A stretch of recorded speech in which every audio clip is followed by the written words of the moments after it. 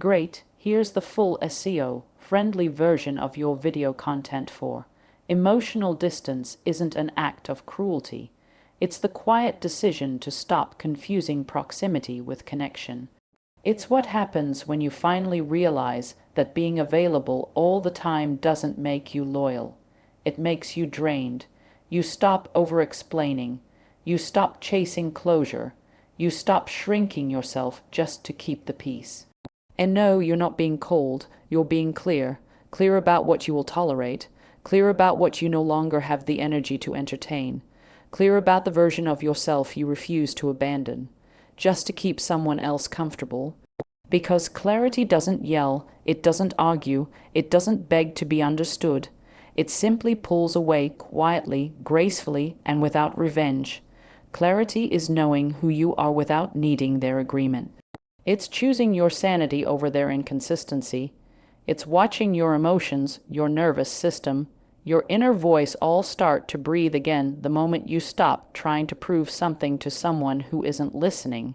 And in that space between reaction and response, between needing and knowing, you find it, that stillness, that sharpness, that sacred clarity you've been missing, what you call love, what you swear is connection. Sometimes it's not love at all, it's survival wearing a romantic mask. It's the part of you that learned early on that love must be earned, not received, that attention comes when you're pleasing, that abandonment is always just one misstep away. So you attach, not because your soul is deeply aligned, but because your nervous system is silently screaming, "Don't leave me. Don't disappear. Don't do to me what they once did." You hold on too tightly, even when it hurts. You tolerate the bare minimum, mistaking it for effort. You confuse inconsistency with excitement.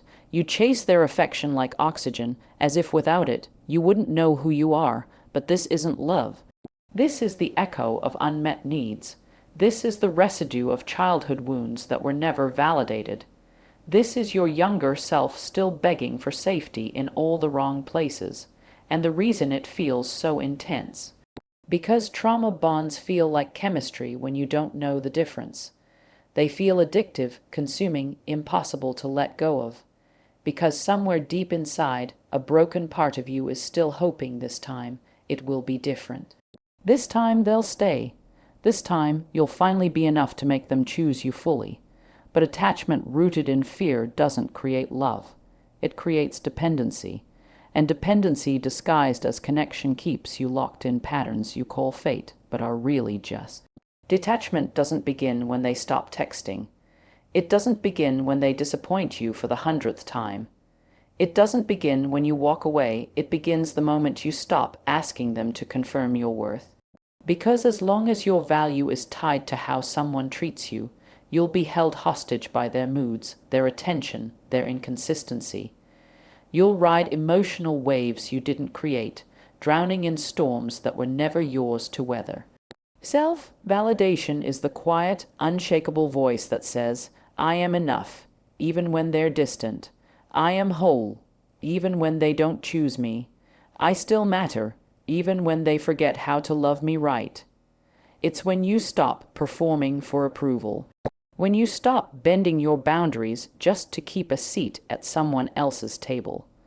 It's when you look in the mirror and no longer wait for someone else's reflection to define how you see yourself. And the more you validate your own feelings, the less permission you need to feel them. The more you trust your intuition, the less you rely on mixed signals. The more you honor your energy, the less you tolerate spaces that drain it. Detachment isn't cold, it's confidence. It's the radical act of realizing that their presence is not proof of your worth, and their absence is not a punishment. Because when you validate yourself, you no longer stay in places just to be chosen. You stay only where you feel seen, where your peace is protected, not poked, where your softness doesn't have to harden just to survive the connection.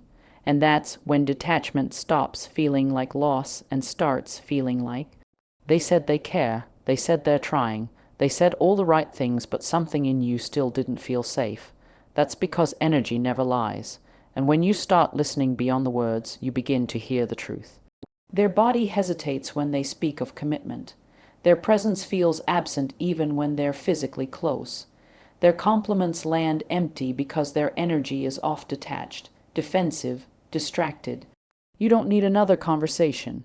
You need to trust the way your chest tightens when they enter the room, the way your spirit dims after every interaction, the way you keep having to convince yourself that it's not that bad. But it is. Because your body feels what your mind keeps trying to deny. You sense the pullback before it's spoken. You feel the shift in tone before the silence arrives. You know when their energy is stretching elsewhere even when they insist nothing has changed. Start listening, not to the apologies, not to the excuses, not to the patterns masked as effort, but to the energetic imprint they leave behind. How does their presence make you feel? Safe, seen, stable, or anxious, small, confused? Because words can be polished, intentions can be disguised, but energy, it always speaks in frequencies that can't be faked. The moment you begin to honor what you feel over what you're told, you stop settling for almost connections. You stop giving the benefit of the doubt to people who benefit from your confusion. You stop needing to be convinced, and you start walking away not because they said something wrong, but because their energy never felt right to begin with. Because your soul picks up what your ears can't hear. Because what's unspoken is sometimes the loudest truth in the room. Not everything they do is about you. Not every silence is your fault. Not every withdrawal is a reflection of your worth. But when you love deeply, when you give without holding back, it's easy to absorb their storms like you caused the thunder, to carry their distance like it's a punishment, to interpret their mood swings as proof that you're not enough. But their chaos, it existed before you. It will continue long after you. And no matter how gentle, how giving, how available you are, you will not fix what they refuse to face within themselves. Their inability to communicate clearly, their need to control their erratic emotions, their push-pull behavior that is not your failure. That is their unhealed story playing itself out on repeat. And you've just been the stage. You've just been the landing space for projections that never belonged to you in the first place. So stop shrinking every time they erupt. Stop editing your expression just to avoid their reactions. Stop trying to be their calm while they stay addicted to chaos. Because the truth is, you were never meant to be the antidote to someone else's emotional instability. You are not a rehab for broken awareness. You are not the explanation for their absence. You are not the reason they can't show up with consistency, with softness, with intention. And if they need to blame you just to avoid confronting themselves, let them, but don't carry it. Don't make it your story. Don't let their inability to love properly redefine how you see your ability to receive love. Their chaos is not yours to manage. Their inner war is not yours to end. You didn't cause it, you can't cure it, and you sure as hell don't have to collapse under the weight of it. Silence isn't weakness, it's not avoidance, it's not giving up, it's not passive, aggressive, or immature. Silence is what happens when your soul no longer wants to scream to be heard. It's the choice to stop explaining your worth to people committed to misunderstanding it. It's the moment you realize that repeating yourself to someone who isn't listening doesn't make you powerful. It makes you exhausted. And so, you go quiet. Not because you have nothing to say, but because everything you would say has already been ignored, dismissed, or twisted. You choose peace over proving. You choose presence over performance. You choose stillness over arguments that leave you emptier every time. Silence is the boundary they can't argue with. It's the space where clarity is born. It's where your nervous system starts to heal from the noise of manipulation, confusion, and over-explaining. Because when you go quiet, you finally start to hear yourself, the real you, the one who's been buried under noise, under guilt, under emotional labor that was never yours to carry. And it's in the silence that you reclaim your power, not the kind that needs to dominate or demand, but the kind that says, I will no longer waste sacred energy trying to make broken things feel whole. I will no longer beg for peace in places that profit off my unrest. I don't need to defend my distance. I just need to honor it. People will call you cold when you stop reacting. Let them. They were only warm to your fire when it was burning at your expense. Silence teaches you everything noise tried to bury.